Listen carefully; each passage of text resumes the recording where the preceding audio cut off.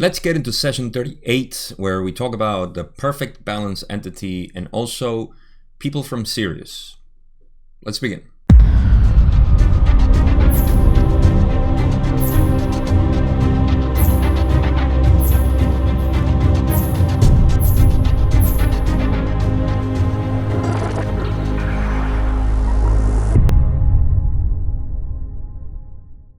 As you will see at this point, the sessions are pretty short, so some of them I'm going to cover in just one video, and that has to do, as we know so far, with Carla being a little weak of her LSD ingestion prior and also being sick, as well as being very depleted in the past sessions, so that led them to have very short sessions, and that's what we're going to get into. I think that's the reason why the questions are a little bit scattered and no specific line of questioning aside from a couple of things, because they didn't have enough time. So we're going to see that in this one. There's one question that I didn't cover here, and it had to do with Don and Jim offering to start because of this same problem that they were having, that Carla was very exhausted or tired or depleted of energy, and she was losing a lot of weight. So Don wanted to know if it was possible for them to take her place for the beginning of the session, and essentially just Ra said, that's the first question that I didn't put here, so I'm just going to summarize it. And Ra said no. That's they don't say no, they say, as usual, this is borderline, infringement upon free will, meaning that it's your choice if you want to do it or not. But assuming that you want to know, and that you want this to be, they word it in a way, it's like, all right, we can find a loophole in the Confederation guidelines to tell you that at this time, Don, maybe, Jim, no, they both need experience and trial and error, and then they need to attune to the frequency and the harmony that they provided as a group now. So it's like changing, the order of things, and essentially it was just like, yeah, maybe not. So they decided to keep going with Carla. Carla, of course, was very dedicated. They had only been at this point 8 weeks into it, not even 8 weeks into this, and you can imagine that's 2 months, that's almost 40 sessions already. So they were really going hard at it. Sometimes skipping a couple of days, and at times doing even twice a day at the beginning mostly, but now not so much. And I think this is the point where they said, okay, it's time to start taking more rest, more days in between, and just slow it down. So that being said, just a little Easter egg here. This is session 38, and this is my last session at age 38.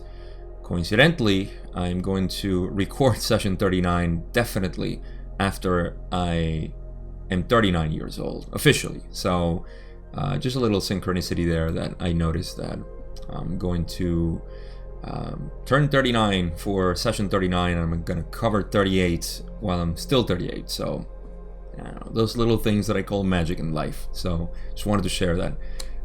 What else? I think we're ready to start. I don't have anything else to say. So the first question that I have from Don is actually question 2 of session 38. And Don says, backtracking just a little bit today, I would like to know if the reason the nuclear energy was brought into this density 40 or so years ago had anything to do with giving the entities that were here, who had caused the destruction of Maldek, another chance to use energy peacefully rather than destructively. Is this correct? A really good question. Ross says this is incorrect in that it places cart before horse. I'll joke about this in a bit. As your people say. I don't think we say it that way, Ra. Alright, they continue. The desire for this type of information attracted this data to your people. It was not given for a reason from outside influences. Rather, it was desired by your peoples. From this point forward, your reasoning is correct in that entities had desired the second chance, which you mentioned. So, I just think it's funny that, I don't know, Ra sounds like a foreigner trying to speak English. This guy right here. That's why I know it, because I used to say things like this when I started when I started learning English at age 20 something. That's a long story. So I just like when they say, places cart before horse. I don't know, maybe I'm wrong. I thought the way it says is cart before the horse makes more sense. And, coming from session 37 where they said, our syntaxes and our way of speaking, it's very specific and so on. I thought it was funny that they would say that. So that's why I laughed. So now back to the question. So Don is asking if the information for nuclear energy was something that is kind of like carried out by external influences to give the people of Maldek another chance of, experimenting with this, as opposed to blowing themselves up. They would use it, for beneficial stuff, which they didn't, if you remember. Hiroshima, Nagasaki, and the rest that kept going on for years. So no. Anyhow, so Ross says, no, it's putting the cart before the horse, or cart before horse, because, see, the desire for this information is what attracted it. It's not like it was given to them so they can deal with it. It's just that they felt that they could deal with it, or us. Remember, we're a collective consciousness. So that means that whatever we carry with us, is everybody combined. And of course there's the influence of Maldek and Mars and all the wanderers and people from Deneb, even though those people from Deneb were just second density entities that came here to explore third density, but who knows how many other planets we have here in the mix. So no, in any case, they asked for it. They consciously asked for it. This is our scientists just, wanting to know. It's nothing, I don't know. I don't want to sound judgmental by saying that, I don't know, it's these people that needed, I don't know. It was a need at the time. Technology was developing, and, this was just what was in the collective consciousness to ask for. And yeah, from that point, meaning, from that point forward, that after they asked, then yes, it is kind of like a second chance. Now that we have it, it's like our second chance to not destroy ourselves. And I think we learned that lesson, or maybe we were enforced, as some people say, by positive beings, and completely disarmed all nuclear bombs, as they have reported. There's a lot of reports on that. If you haven't, just Google it. You'll find a lot of stuff that says how UFOs have been sighted, in nuclear facilities, nuclear hives, whatever they're called. The missiles that they had, and they had disarmed it. I don't know. It's just very interesting stuff. But in any case, that's not happening anymore. We're safe. We got home safe. So next question, 38.3. Don says, what was the mechanism of fulfilling the desire for the information regarding nuclear energy? Ross says, as we understand your query, the mechanism was what you may call inspiration. Don pushes and says, was this inspiration would an entity impress the person desiring the information with thoughts? Would this be the mechanism of the inspiration? Ross says, the mechanism of inspiration involves an extraordinary faculty of desire, or will, to know or to receive in a certain area, accompanied by the ability to open to and trust in what you may call intuition. So, this is a great way of exploring the mechanisms of our consciousness. Okay, so Don is asking, how does this work? That inspiration. Inspiration in this case is our desire to seek, our will focused into a point of knowledge, understanding, or any sort of reception of information that we want. This means that if we want something, this is the law of attraction, for example, you have to put your will to it. You have to embody that. You have to really decide it from your heart, not so much from the intellect, not so much from, from capricious, say, desires, but really, and you can see this in scientists, of course, because they're so mathematicians. I mean, they live in that universe. Their life just exudes that information. Like they see that. And, people like us also, we exude this type of seeking. We talk about this in our minds. I don't know about you, but I'm always in my mind. The voice in my head, the monkey in my head is always talking about, densities and energy centers and look at this and, the catalyst and people are points of consciousness and so on. Like this is, it's vibrating in me and in all of us. So this is the seeking that is, it's focused. And from that focus, I love how they say the mechanism of inspiration, okay? The mechanism of inspiration in which we receive information involves an extraordinary faculty of desire or will. Desire to want something, but not to be confused with venal desire,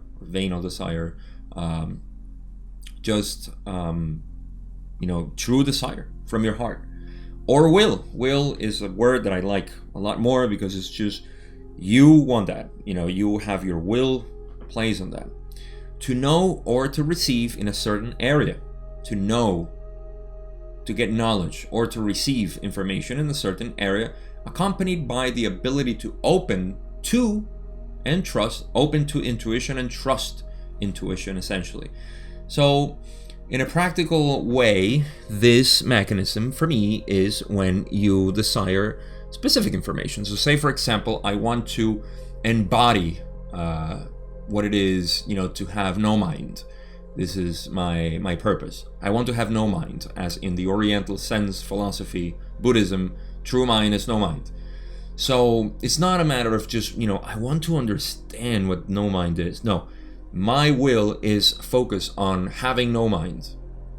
Knowing exactly what it is intellectually, then I want to embody it. Then I will focus my will on that. And I will take the experiences and open my intuition and say, okay, my intuition, whatever I receive, I'm going to measure it in terms of that. I'm going to see through that lens, basically. And that's how we get the mechanism of inspiration, which I want to say that it works inner and not outer, meaning that we summon that from our inside and not from external sources that, telepathically given to people. That can happen, of course, but I think when we focus our will, we're doing magic through the unconscious, meaning that we're not working through the external, but through the internal. And that is the roots of the mind. If you haven't watched that, I made a separate video also. You can go watch the Tree of Mind in my channel. I forgot what session it was, 31, maybe 29, I don't know, around there. So there I explain a lot more what the Tree of Mind is. And in any case, that's how I feel. Inspiration and our will is focus, but that doesn't exclude that we get external information. The only thing is that external information can be tainted, of course, because Orion is out there. Orion is not inside. So yeah, know thyself inside. Go inwards, my brothers and sisters. Okay, so next question. Don says, could you tell me how each of the rays, red through violet, would appear in a perfect balanced, undistorted entity? And here we get to the bones of this session. Ra says, we cannot tell you this, for each balance is perfect and each unique. We do not mean to be obscure. Let us offer an example. In a particular entity, let us use this instrument, the rays may be viewed as extremely even, red, orange, yellow. The green ray is extremely bright. This is, shall we say, balanced by a dimmer indigo. Between these two, the point of balance resides, the blue ray of the communicator sparkling in strength above the ordinary. So I'm going to go little by little, illustrating this whole thing that's happening. Don wants to know, how does the undistorted, and it's beautiful how Don is actually looking at this, because he's looking at it from the metaphysical point of view. It's almost, this is how you know that you're a higher density being, in my limited view. I don't know, just maybe me, my opinion. When you start seeing the creation from these points of view that are just higher consciousness, this is why, rightly so, a lot of people who have been, I'm not saying they're not wanderers or they're not, higher density beings or anything, but people who are untrained, say me 3 years ago, would say like, no, I don't get that. Your consciousness starts expanding as you go deeper into these views of reality. So Don is looking at it from, from that point of view, from metaphysical point of view, and saying like, how does the balanced, undistorted entity look like in terms of energy centers? And so Ra is saying right from the get-go, we cannot tell you this because everybody's perfect, basically, and each unique. We don't mean to be obscure in a way like, we can't tell you exactly, this is, like trying, you know what I mean. So Ra is saying, sorry, it's just, that's how it is. And they say, let's use an example, Carla. Carla has, at this point, and I'm sure throughout her whole life, she had a very balanced, even, as they say, red, orange, yellow. 3 lower chakras, our animal, our identity, our societal views of the world. She was pretty balanced. She didn't have distortions there, or at least, they say extremely even. So that means she had very little blockages, if any, at all there. She was very, very much a channel of that energy going straight to the heart. Now they say the green ray is extremely bright. Her loving nature, and you could see that from Carla. If you ever heard her talk, you can see that, or you can hear, or you can see her. She's just like, you just wanted to hug her. You just wanted to just be around her. She was this vibrating, ball of love. I love her. Who doesn't? So anyhow, that was her heart. This is, shall we say, balanced by a dimmer indigo. So her indigo, and I'm not quite sure how this works, because they say balanced by a dimmer indigo, like she wasn't, if she had a bright indigo, I'm not sure how that worked, but she had a dimmer indigo. So this means that she was sort of having maybe the extremely bright, because see, here's a little hidden stuff that maybe the green ray being extremely bright meant that I had to take away from another. Now that I see it, I'm maybe thinking about it this way. Me being a dimmer indigo, because indigo is your ability to see yourself as an entity of infinite worth. Somebody who is the creator, definitely is the creator, and you cannot see yourself other way, taking everything into account, love and wisdom. So that was a dimmer indigo. They didn't say that she had problems with indigo or anything. It's just that it was dimmer than the green ray. Then they say between these two, the point of balance resides. I guess the point of balance being that one is dimmer, the other is extremely bright. But they do say the blue ray of the communicator sparkling in strength above the ordinary. So it was a little bit, brighter than usual to above the ordinary.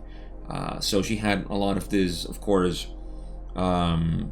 development in wisdom, in the ability to speak and communicate and to express herself.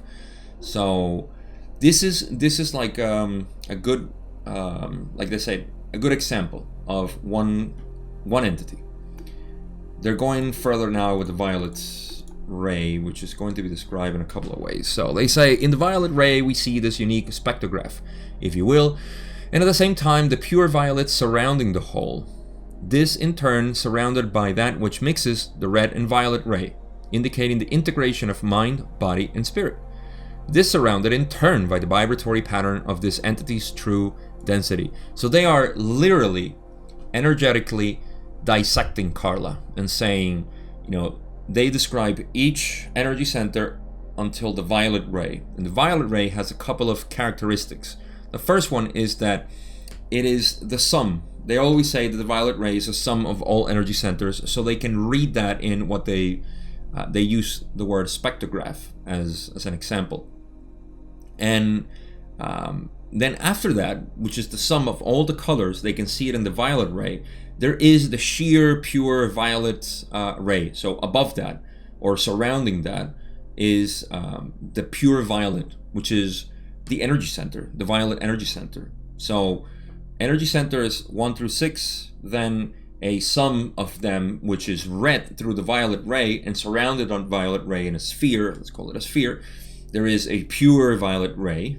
And then this, so this in turn surrounded by that which mixes the red and violet ray, So there is another sphere that is the mix of the red and violet ray. So those two, which they have mentioned that red and violet are the two colors that they see to know if somebody is ready for harvest. Those two. I'm not sure why, but it seems to be like they only read up until this point. They don't need to go into the details, and it kind of makes sense as we go on. They don't need to go into, let's see how much development they have in green or blue, or how many blockages they may have in, the lower centers. They only care about those two, okay? That is the measurement that they take for harvest, or we all take. It's not they're not managing us. We're not their field of corn or wheat or whatever. It's us. So surrounded that which is the red and violet ray, indicating the integration of mind, body, and spirit. So the red and violet ray indicates that integration that is essential, of course, for harvest, for graduation. Integration of mind, body, and spirit. You have to have that development. So from there, it's almost like maybe a qualification note, let's call it that way, a grade, where you can read that. And this is surrounded in turn by the vibratory pattern of this entity's true density. So there is a vibratory pattern that exists surrounding the whole, which indicates where you come from. That is your true density. If you're coming from 4th, 5th, 6th, or if you are from 3rd, that is your vibratory pattern. So this is how they read an entity, not the perfect balanced entity, because there is no perfect balanced entity. To me, the perfect balanced entity is crystallized completely and is a Buddha, which means they don't belong in the creation anymore. They're just here, saying hello, literally. So they have achieved that point, so I don't know. This is just me putting stuff around here. But yeah, that is how they read, somebody. Now we're going to get into more descriptions of this. They say, this description may be seen to be both unbalanced and in perfect balance. The latter understanding is extremely helpful in dealing with other selves. The ability to feel blockages is useful only to the healer. There is not properly a tiny fraction of judgment when viewing a balance in colors.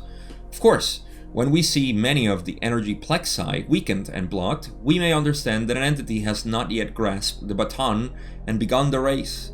However, the potentials are always there. All the rays fully balanced are there in waiting to be activated. All right, we have a little bit more, but I want to just wrap this one up when they say, this description may be seen both unbalanced and in perfect balance. So how does that work? I mean, that's a paradox, right? It can be unbalanced and balanced at the same time. My intellectual mind is going to explode. So what happens here? We're talking about a perfectly balanced being in the different array. I made an example this morning, actually, talking about, imagine yourself as a canvas. That canvas is empty, okay? Everybody has their own picture, their own painting, and each one of them is different. All of us have our own canvas painted in some way. And even though there's differences in the colors and the landscapes or the objects or whatever, that has to do with our perfect configuration of colors that makes us balanced. Every painting is balanced. So yes, we can change it, of course. We can keep painting and changing the landscape, and people do that. Actually, the Mona Lisa was that way. It was painted over and over again over the same canvas. Isn't that funny? Right? It's one of the most famous paintings. I'm not really, historical illuminated. I don't know much about it, but I remember that. Da Vinci. So, that's how I see it. Every painting it's balanced and it's perfect. It looks unbalanced when compared to others because you say, oh wow, yours has a color or a shape or an object or a landscape or a mountain or something that I don't have. That makes it perfect. Ours is perfect too. And yet, it's not the final product because we still paint on this canvas. So That's why they say the latter understanding is extremely helpful in dealing with other selves. Because when you deal with other people, you say like, well, this guy, did you see this guy? This guy has so many blockages in his identity. You see how eccentric that guy is? Like, who are you to judge? That's why they say, the ability to feel blockages is useful only to the healer, because the healer is the one that will approach you with no judgment. As they say, there is not properly a tiny fraction of judgment when viewing a balance in colors. The healer needs to be aware of your blockages because you are presenting it to him. It's almost, a healer is a master or a guru, a teacher. They are being sought by people, and this is why it's funny, when some people tell you like, oh, you need to heal this, and you say like, who asked you? Leave me alone. You have these distortions. If you don't ask, if you don't trust the person, then you shouldn't be asking, right? So when you do ask, then the healer is able to tell you, well, I feel that you're having troubles with your hair, or you're having trouble with fitting in your society for some reason. What are your blockages there? I hate my society, they do this to me and they make fun of me and blah blah blah. Well, is that something you need to work out? How do you work it out? Then the healer helps you with that. Also, energetic healer, that also needs to feel the blockages from you. There's so many ways, and I don't want to go into the details because I am not even that familiar with that, but you can see that there are all kinds of healers and they need to feel the blockages, not as a judgment like they say, but as a way to see, how can I help you? What's your problem? Basically, it's like you call customer service, the first question they ask, how can I help you? That's the healer. Whereas us, when seeing other people, the beauty of this is that other people are a reflection of ourselves in our mind's processes. So when we see other people and we say, oh, look at how fat that woman is, or look at how skinny and masculine or muscular that person is, or whatever it is, how tall, how short, how, this color, or whatever it is that is an identity. They help us, even in their behaviors, which is an identity. Their behaviors and their appearances and their actions and so on, they're all a reflection of what we think should be judged in some way. It's a sort of measurement of our standards. And that calls into question our standards, our measurements. How do we measure other people? Because by measuring them, you're measuring yourself. It's the classical example that I always use with, do you feel you're a good person? Yes, I am a good person. I want to be a good person. Well, guess what? You just created evil in your life. Because for you to be a good person, you need to have bad to compare to. For you, to be a righteous being, then you have to have, malevolence out there that you need to squash and, obliterate. So, you're always going to create that as long as you have a standard. And that's why, the middle way is the way. So, but again, you don't know that until you start measuring yourself with other people and you say like, oh, how rude, oh, these people are prudes, oh, these people are, arrogant or whatever, you're just reflecting themselves. They haven't asked you anything. So it's a good therapy for us. Anyhow, they continue to say, of course, when we see many of the energetic plexi weakened and blocked, when they see, they, meaning Ra, they see, and this is a good way because we're trying to see ourselves and others from this point of view, this consciousness. We don't have to wait until we get to sixth density. We have it right here. We have a third eye that can see through that. That's the meaning of it. That's higher consciousness. When they see that other people have weakened or blocked lower energy centers, that means that they just haven't, they're not in that party, man. They're not there. Good. They're enjoying another party. The lower floors. It doesn't mean we're inferior or superior. It doesn't matter. It's just like, okay, yay, they're enjoying that. Good deal. And then they say, however, the potentials are always there, meaning that the potential is always there. Your perfect being is waiting for you to be realized. You are perfect already. It's just only that you haven't realized. You haven't realized it because you're too distracted with your lower energy centers. Now, I'm not talking to you. I'm talking in general. You are a perfect being, because otherwise you wouldn't be watching this. Yes, I mean that.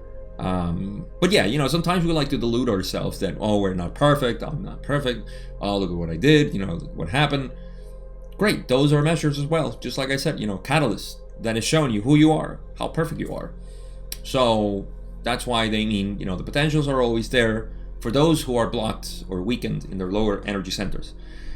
And they're just waiting to be activated by the conscious being, the polarities of self, looking at the self and saying, whoa, let's bring this up, this beautiful prana.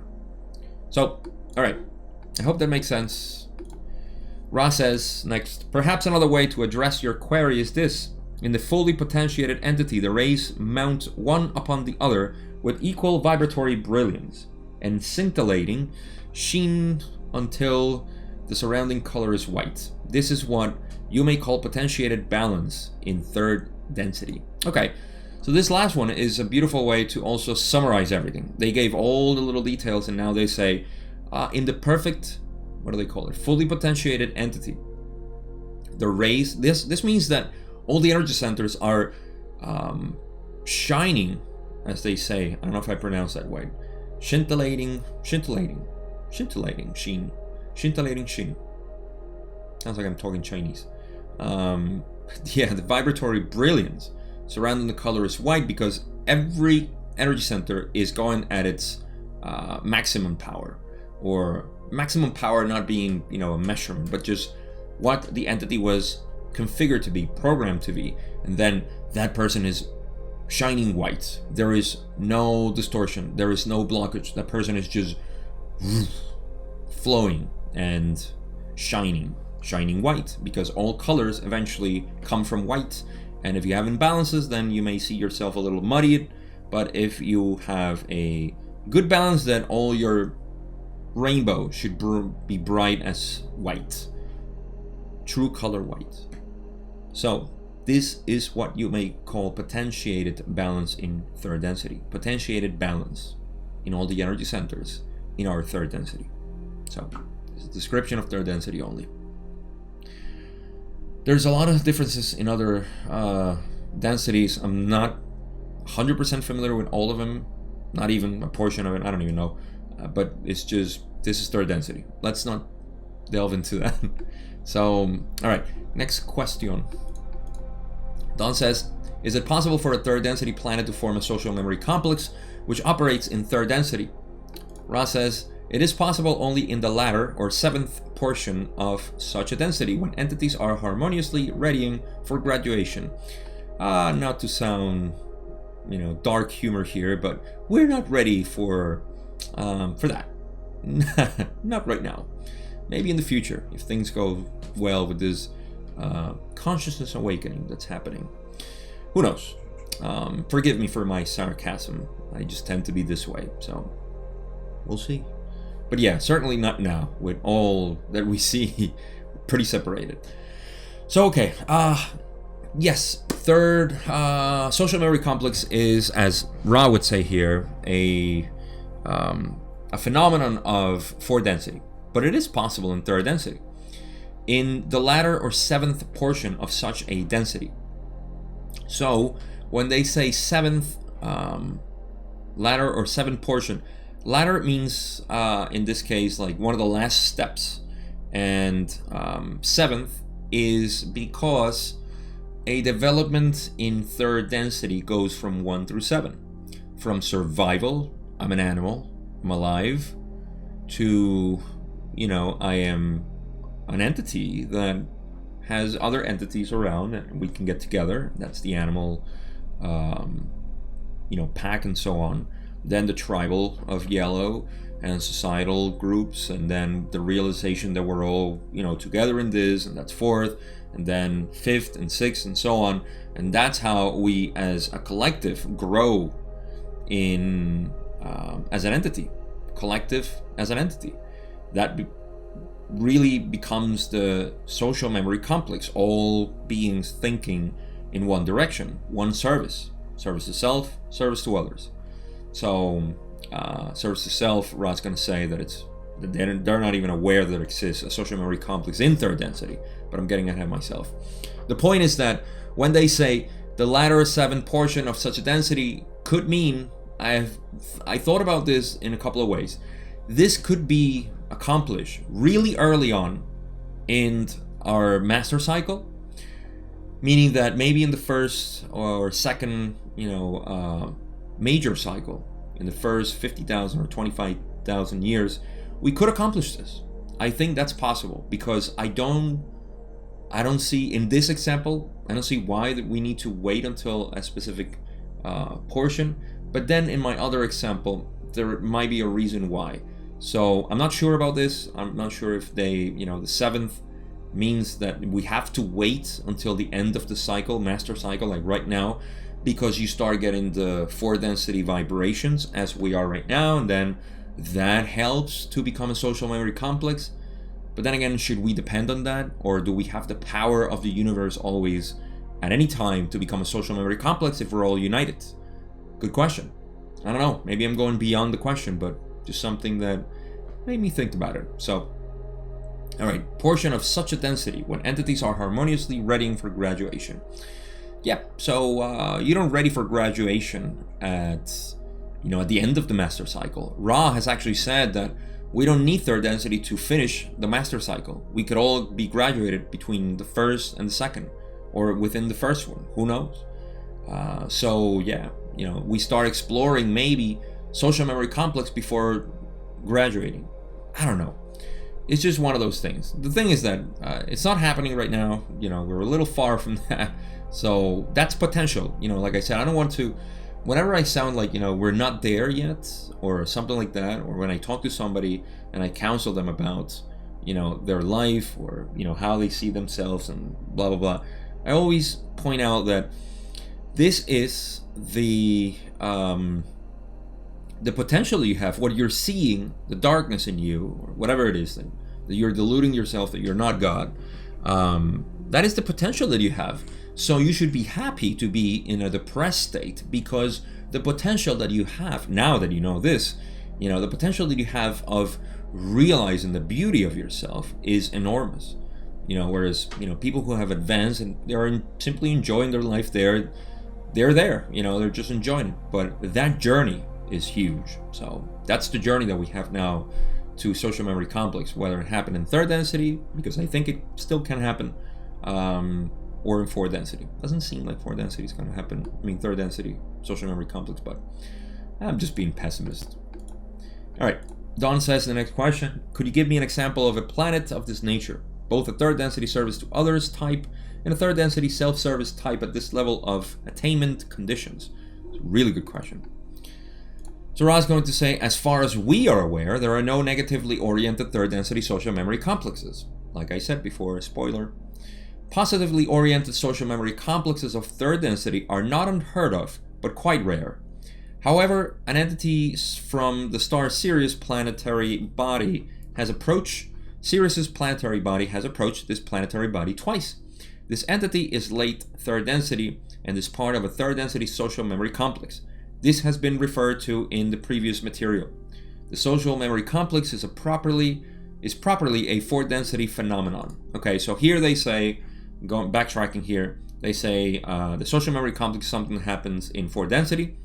They also say that they have talked about this third density social memory complex of Sirius planetary body, and that's the Charlie Hickson. I forgot which session it was. I think it was session 8, if memory serves. Session 8, we talk about Charlie Hickson and the experience that he had, and so on. So we're going to talk about this experience here too. So that is the example of the third density social memory complex, the one that visited Charlie Hickson.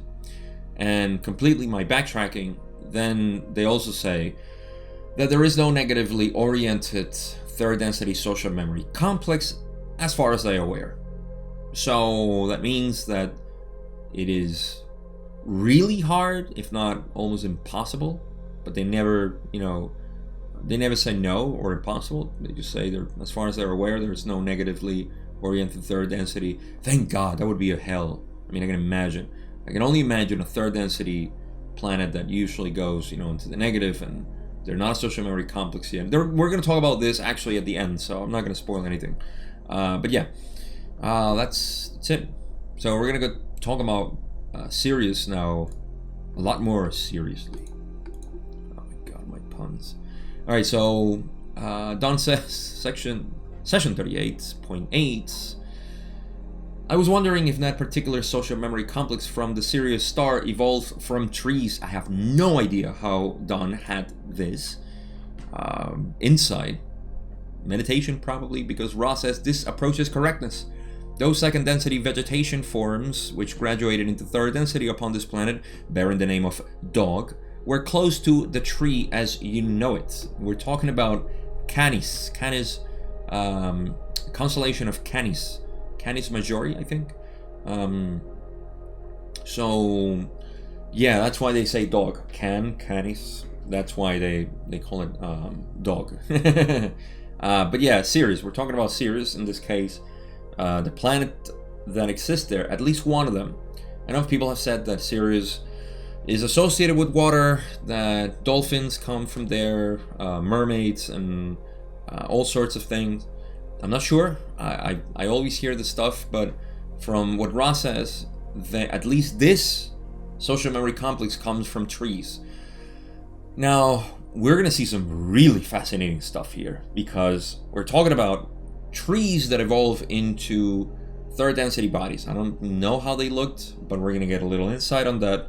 But they developed from second density vegetation. Remember, we came from primates, from our monkey brothers and cousins, or whatever you want to call it, our family. So there's going to be some really cool stuff. So I'm not going to keep talking until we get there. So Don says, I was also wondering then if, since action of a bellicose nature is impossible as far as I understand for vegetation, would not they have the advantage as they move into third density from second as to not carrying a racial memory of a bellicose nature, and therefore develop a more harmonious society and accelerate their evolution in this nature? Is this true? Alright, so Don is asking a really good question here. Since they develop from trees, and trees do not have a bellicose nature or aggressive behavior against each other, like monkeys do, or primates, because we're mobile creatures, then they would have the advantage of not having that and develop in a more harmonious society and accelerate their evolution in this nature. That is such a brilliant question. God, I love Don. So, you see, by realizing that, you see that, the social memory complex, because of that nature of how they developed, they were able to develop this social memory complex easier, because they develop in harmonious ways. And the question is if it's true. By the passionate way I'm describing this, that Ra is going to say this is correct. However, to become balanced and begin to polarize properly, it is then necessary to investigate movements of all kinds, especially bellicosity. So I'm going to cover that in a bit. This next question, Don says, I am assuming then that their investigations of bellicosity were primarily the type that they extracted from Hickson's memories rather than warfare among themselves. Is this correct? Ra says, this is correct. My God, Don is nailing it. Entities of this heritage would find it nearly impossible to fight. Indeed, their studies of movements of all kinds is their form of meditation, due to the fact that their activity is upon the level of what you would call meditation, and thus must be balanced, just as your entities need constant moments of meditation to balance your activities. This is the fascinating part. I think it's beautiful. I think this is just... Alright, so... so they need to investigate what bellicosity is, and that's why I think that's what they got from Charlie Hickson, like their memories, his memories of his experience in war. I think that there's at least a couple, or maybe it was just him, but these entities came here to just, it was like playing a movie for them, and getting from his consciousness some experience and saying, whoa, this is what they do, this is crazy. They blow each other up. We never did that. So, yeah, they, I guess they enjoy that. It's a good movie. It's like watching Band of Brothers, from a different perspective. So, oh my God, Band of Brothers. What an excellent series or show. In any case, so they wanted to explore this, and they needed to explore this because they need to be balanced, just like they need to explore anything. They need to explore the negative possibilities too. And by doing this, they can reflect upon, imagine us doing this to ourselves. At that point, there were social memory conflicts, so they were like all thinking as one and saying, wow, okay, that is terrible. That's definitely not, we didn't miss that, okay? We're not, that's fine, that it didn't happen. Much like we can say about Maldek, once we learn from them and say, this is probably one of the biggest lessons here, and this may be, a good hint as to why planet Earth is so convoluted, because we have the traumas of other planets, like Mars and Maldek. I mean, Jesus, they destroyed their planets. One obliterated, and the other one was just rendered completely barren. So, in this case, we're exploring that too, and we're, pacifying it. Some of us are like, hey, easy, easy on the bums, bro. So that's what's happening. Excuse me. So the fascinating part comes from when they say, so they need to study movements of all kinds. That's their form of meditation, because usually they evolve from trees, so they're just they do a lot of standing or sitting or just contemplating. They're used to that inactivity. So their forms of meditation is actually activity, movement. And, much like we, who are monkeys all over the place, going around trees and, jumping and rolling around, and we need to settle down, calm down. That's why when everybody's like too excited, they're bringing the monkey side, and we say, calm down, relax, easy, sit down, meditate. That's exactly what's happening.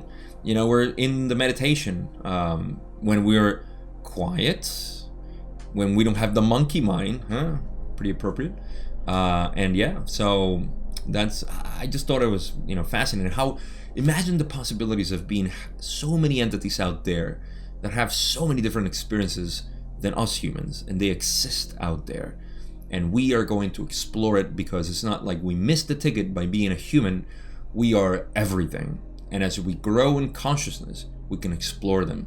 It's almost like how we can explore while watching a documentary, about nature, and we can explore and live that through the visual, limited way of our 3D. Well, imagine, being in 6th density, as Ra says, that they can explore the consciousness of others that want to share, and they can sort of like relive their experiences. It's fascinating to me.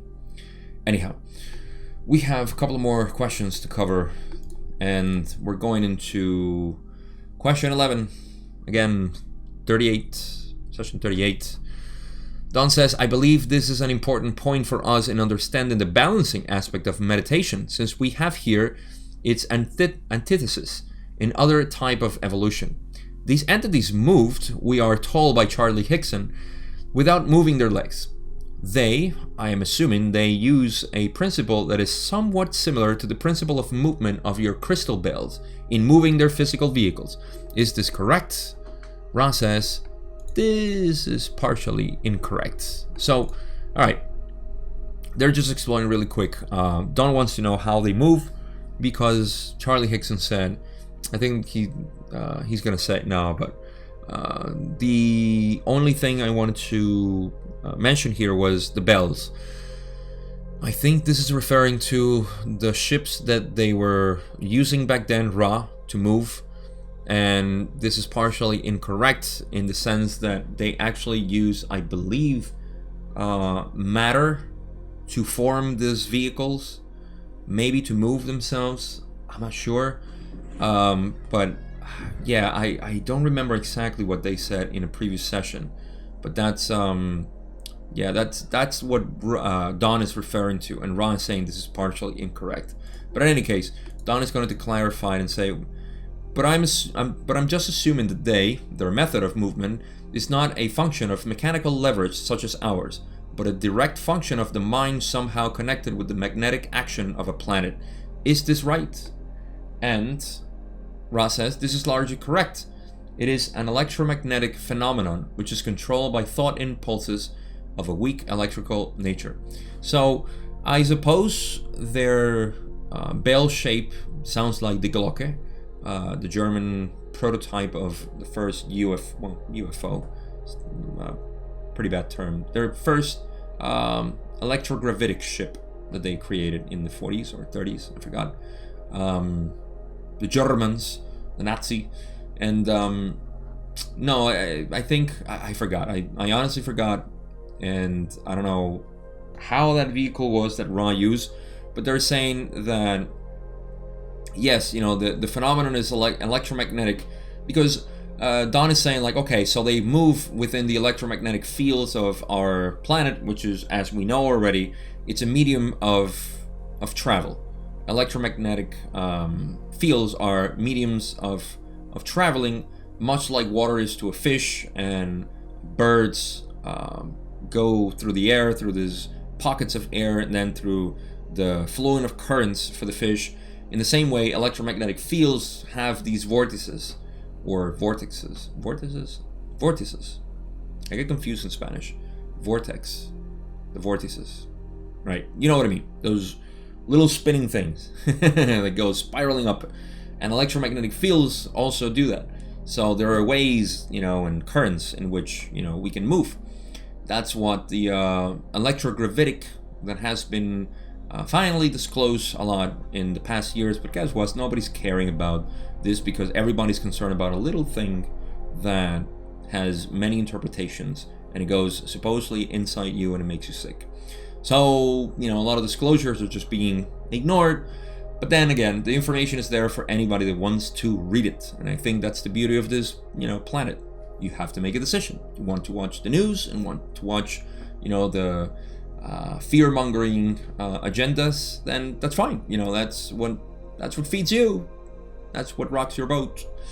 So, yeah, it's the same phenomenon of electromagnetic fields, but in this case, it's controlled by thought impulses of a weak electrical nature. Meaning, I would think, us, like we have a sort of weak electromagnetic field compared to other, vehicles or even planets, obviously. So, I think that's what they're referring. They're using their Merkaba. For those esoteric people out there, they're using their Merkaba. Merkaba? I don't know. Merkaba. So, next question. We're getting close to the end here. Don says, was their craft visible to, would it have been visible to anyone of our density on our planet who might have seen it or might have been in that area at that time? Is it a third density material, the same as this chair or anything we have here? Ra says, this is correct. Please ask one more full question before we close, as this instrument has low vital energy at this space-time. Like I've said, Carla was almost depleted. And yes, it was visible. Their vehicle was visible. Their Merkaba was visible. Don says, next question. All right, I'll just ask this one. I have here that, could you give me some idea of what conditions are like on a fourth density negative or self-service planet? Can you do this? So again, 4 density negative planet. How does that look? Ross says, the graduation into 4 density negative is achieved by those beings who have consciously contacted intelligent infinity through the use of red, orange, and yellow rays of energy. Therefore, the planetary conditions of 4 density negative include the constant alignment and realignment of entities in efforts to form the dominant patterns of combined energy. Alright, so little review onto how negative entities work. They shut the heart, and there's no consensus as to how this works, because Ra says something confusing, and some people say, yes, they use the blue ray as a way of manipulating wisdom, or they jump directly into indigo, which Ra says sometimes. So it's a little confusing, but the point is that they don't use love. They don't use unconditional love, obviously. They're all about separating themselves from the creation, because as separate entities, they can govern, control, manipulate society, planets, galaxies, the whole universe. That's their idea. So they grow into different consciousness, all the way to 6 until they realize that they have been playing a game in the wrong road. And then they say, oh, okay, I just gotta switch to positive. I know people get upset about this and say how unjust that is, but I have my ways of explaining that, which I'm not gonna do here. So I've done it in the past, and we need to understand that everybody is the creator, playing its role in this creation, which is a big theatrical play. So that's a good review. Then they say the graduation to 4 density negative is achieved by those beings who have consciously contacted intelligent infinity through the use of red, orange, and yellow rays of energy, meaning that they only concentrate on those 3 and they skip the heart, possibly blue ray, and then they go into indigo. Therefore, the planetary conditions of 4 density negative include the constant alignment and realignment of entities in efforts to form the dominant patterns of combined energy. Of course, they need to establish their order, their hierarchies, their pecking order. And once they get into 4 density, because they need to, and they're going to explain a little bit more, so I'm not going to go into the details of how this works once they get into 4 density, because that's the next part. What they say, the early 4th density is one of the most intensive struggle, when the order of authority has been established and all have fought until convinced that each is in the proper placement for power structure.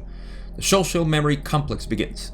Always the 4th density effects of telepathy and the transparency of thought are attempted to be used for the sake of those at the apex of the power structure.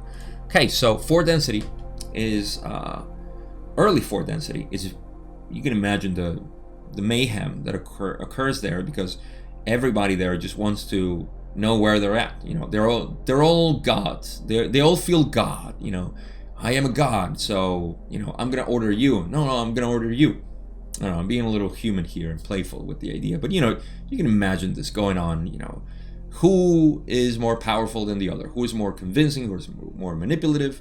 And then they get into agreement to say, like, all right, that guy, we gotta watch out for that guy. So they establish him. They give that guy authority. That entity takes the authority, and then the other one, and the other one, and the other one, and you can see how the corporate structure is laid down here. And this is 4 density. So it takes a lot of time until they all agree and say, all right, now we're all in our corporation, in our industrial complex, and okay, so they say, yeah, the effects of telepathy and the transparency of thought are attempted to be used for the sake of those at the apex of the power structure. Of course, the ones that benefit are the CEOs up there in 4 density. Those guys who are, enjoying, the hard work of everybody else. But everybody else is there because they want to contribute to the corporation, so good for them. That's how it works, and then that's how the company thrives and profits from its efforts. That is the transparency of thought that is used for telepathy and all that stuff.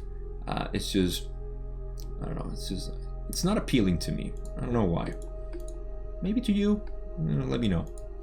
Ross says, final part. This, as you may see, is often quite damaging to the further polarization of 4 density negative entities. For the further negative polarization can only come about through group effort. As the 4 density entities manage to combine, they then polarize through such services to self as those offered by the Crusaders of Orion. Okay. Well, this is delaying their process of further polarization, because for them to polarize more, they need to work in a combined fashion. So it's almost like, when we become positively oriented in a social memory complex, everybody wants to share who they are. Everybody wants to grow together. I want to know what you can do to heal me. We're seeing this right now. I know I talk about a lot of the dark aspects of our world, but a lot of people ask, how's it going to look when we're in 4 density? Well, we are already. Look around. Don't watch the news. And this is why I use sarcasm, because I want to point to one direction so bad, so you want to look back. And then when you look back, you may say like, oh yes, it's true. I'm not saying you, but you know what I mean. It's good to use that with people, to point them at that direction and say, yes, the world's going to end. It's going to be miserable. We're going to all die, and then they say, well, but I love my kids. Well, there you go. There's beauty in this world, isn't it? So at this point, you can see that when we become polarized positively, we want to do that. And we're doing it right now. That's why, people are expressing themselves. People are doing what they do. Of course, there's always, but we cannot just see the negative side of things. We've been conditioned that way maybe, but every negative has a positive. So let's go to the positive. There's so much beauty. The music that is being played now or constructed, and the things that people are doing. It's just some of them very naive. Yeah, sure, whatever. We don't need to be wise at this point. It's a possibility, but hey, as long as it's loving and caring, that's all that matters, right? So there's a lot of force density, that we can see now, and we can use this as an example. Whereas a negative planet, they would need to use this.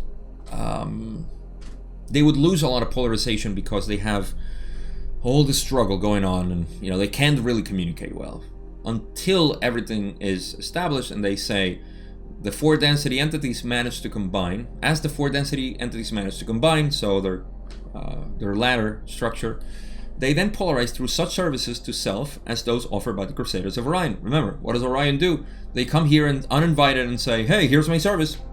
Take my card. No, thank you. No, here it is. Get out.